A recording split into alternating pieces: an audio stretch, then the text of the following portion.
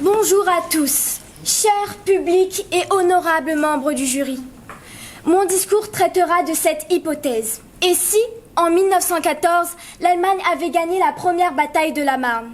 Cette bataille s'est déroulée entre le 5 et le 12 septembre 1914.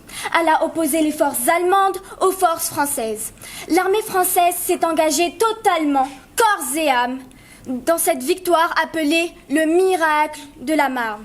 Et si ce miracle n'avait pas eu lieu? Si l'Allemagne avait gagné cette bataille, il n'y aurait peut-être pas eu de traité de Versailles.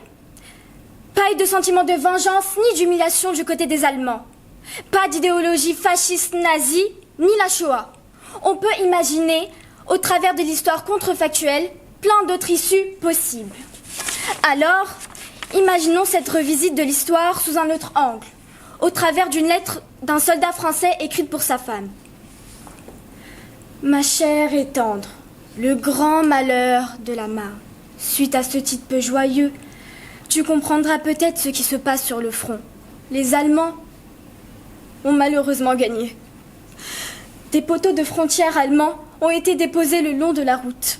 Sur ces poteaux est inscrit Deutsches Reich, et on y voit un aigle impérial, symbole de la toute puissance de l'Empire allemand.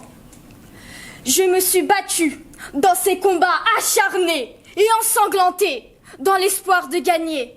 Mais l'avenir de la France est maintenant entre les mains de l'Allemagne. Le coq gaulois se retrouve à présent déplumé.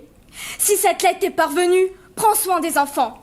Élève-les dans la haine du Boche pour tout ce qu'ils nous ont fait subir. J'espère te revoir, ton cher époux. Nous pouvons supposer maintenant que la France sera submergée d'émotions négatives comme la vengeance, la frustration, l'humiliation, la haine.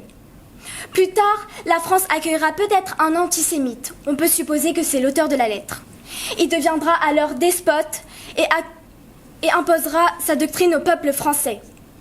Les rôles seront peut-être inversés. La victoire de l'Allemagne causera sûrement des dégâts dans l'avenir.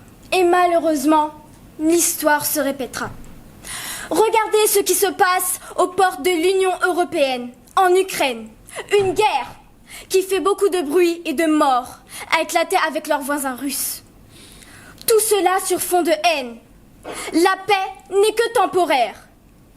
Alors que la soif du sang et du pouvoir en Europe l'emporte une fois encore. L'important est le devoir de mémoire pour garder en tête que la paix est fragile.